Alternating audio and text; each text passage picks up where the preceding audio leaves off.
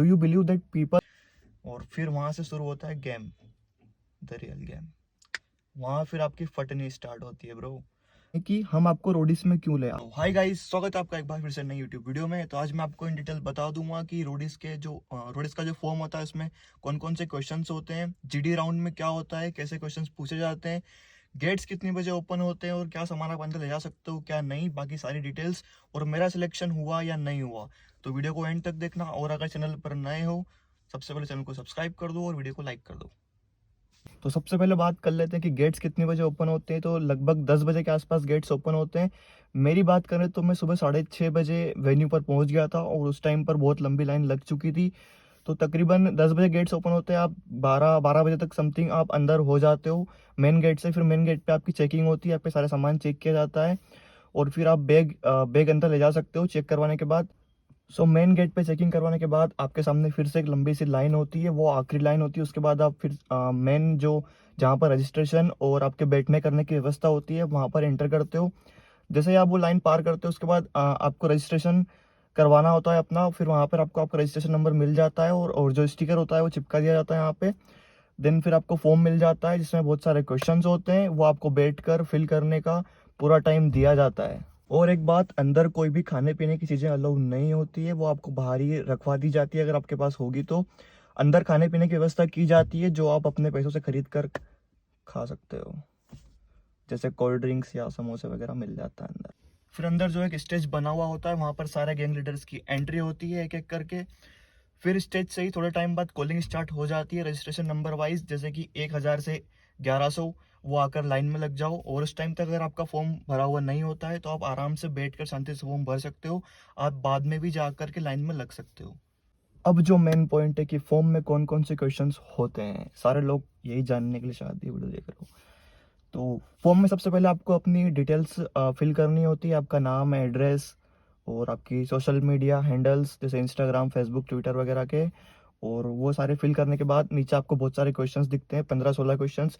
सबसे पहला क्वेश्चन होता है कि आपने ज़िंदगी में, जैसे इस बार की थीम के अकॉर्डिंग, सबसे बड़ा आपने ज़िंदगी में कर्म क्या किया है और सबसे बड़ा आपने कांड क्या किया है। देन फिर सेकंड क्वेश्चन था आपके डीपेस्ट और डार्केस्ट सीक्रेट्स। और देन फिर एक कुछ क्वेश्चंस होते हैं जैसे कि कोई एक सेलिब्रिटी या इन्फ्लुएंसर आपको लगता है कि वो स्टूपिड है और है तो क्यों है।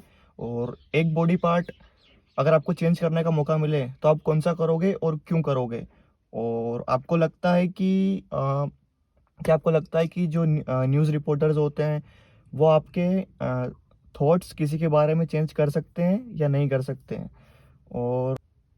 और आपने ज़िंदगी में सबसे एडवेंचरस थिंग क्या करी है। और सोचने दो।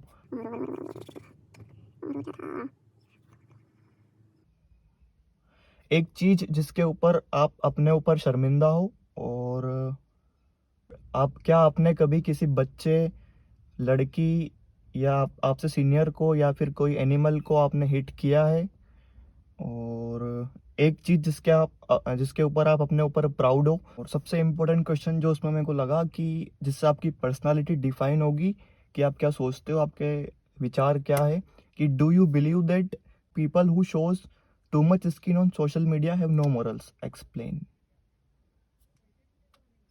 और एक और क्वेश्चन था कि एकजुट आप क्या बोलोगे शो में आने के लिए।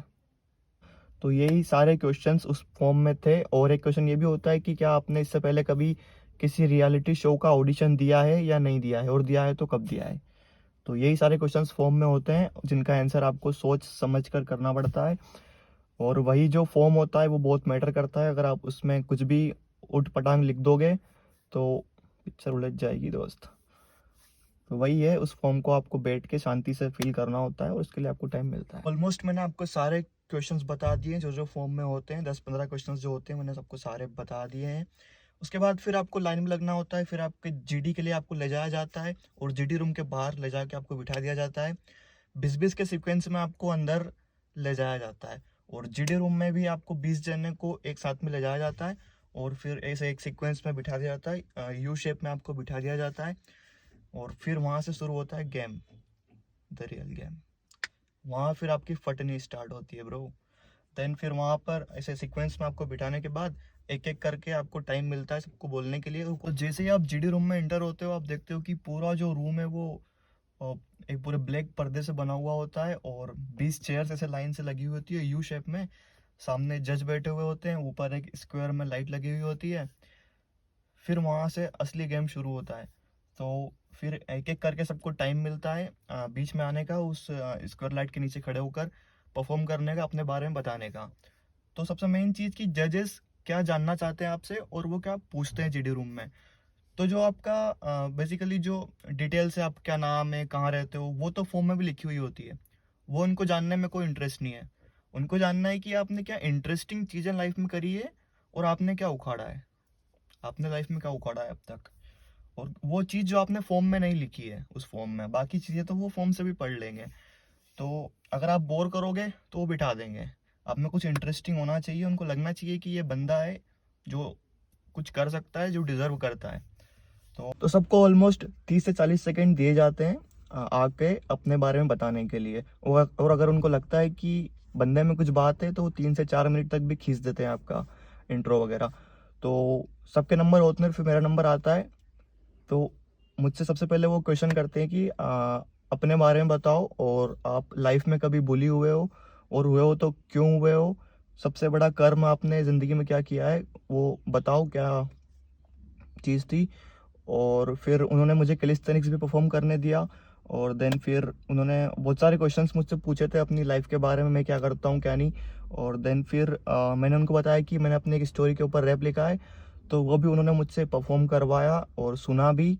और जो जज बैठे हुए थे सामने, उन्होंने मेरा वीडियो भी लिया था। तो मेरे हिसाब से मेरा जीडी काफ़ी अच्छा गया था, क्योंकि बाकी लोगों को वो 30 40 सेकंड में बिठा दे रहे थे। तो मेरे को बहुत अच्छा टाइम वहाँ पे मिला था। देन फिर मैं जीडी रूम से बाहर आया तो जो बंदे मेरे साथ बैठे हुए थे वो सब भी मुझे आके बोल रहे थे कि भाई आपका जो जीडी है वो सबसे अच्छा गया है, और आपको कॉल या मैसेज कंफर्म है कि आएगा। तो यही सीन था जीडी का। तो अभी बात कर लेते हैं कि मेरा सिलेक्शन हुआ या नहीं हुआ। तो मेरा ऑडिशन था 20 तारीख को, आज ये वीडियो शूट कर रहा हूँ, आज 24 तारीख है। अभी तक मेरे को कोई कॉल या मैसेज आया नहीं है। तो मुझे पता भी नहीं है कि अभी GD2 यानी सेकंड राउंड हुआ है या नहीं हुआ है इंदौर ऑडिशन का, क्योंकि बीच में भी बस एक दिन की गैप थी। 20 को इंदौर में ऑडिशन था और 22 को पुणे में था, तो एक दिन की गैप थी। तो मुझे नहीं लगता कि अभी GD2 हुआ है इंदौर ऑडिशंस का। तो होपफुली एक छोटी सी उम्मीद बनी हुई है कि अभी भी कॉल या मैसेज कुछ भी आ सकता है। बट हाँ, अभी इस तारीख तक मुझे कोई मैसेज या कॉल नहीं आया है।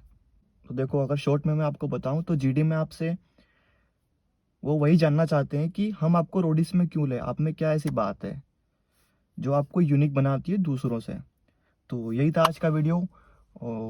आई होप सारी डिटेल्स जो है मैंने शेयर कर दी होगी आपको और आपको समझ में आ गई होगी। तो अगर आप चैनल पर नए हो तो चैनल को सब्सक्राइब कर दो, वीडियो को लाइक कर दो, शेयर कर दो। मिलते हैं अगले वीडियो में। और जो लोग सोच रहे हैं कि हम ऑडिशंस देने जाएं अगले साल, तो भाई जाओ। सिलेक्शन हो या नहीं हो वो एक अलग बात है, पर बाकी एक नेक्स्ट लेवल एक्सपीरियंस आपको मिलता है। बहुत सारे अननोन आपके दोस्त बनते हैं, जैसे मेरे अलग अलग स्टेट से बहुत सारे दोस्त बने वहाँ पर। तो एक बहुत अलग वाइब आती है, और जो सारे लोग होते हैं वो ऐसा लगता है कि ये आपकी कम्युनिटी के हैं, और जो आप चाहते हो ये भी वही चाहते हैं। तो वो एक बहुत अच्छी फीलिंग होती है। तो अगर आपका मन है तो आप डेफिनेटली जाओ।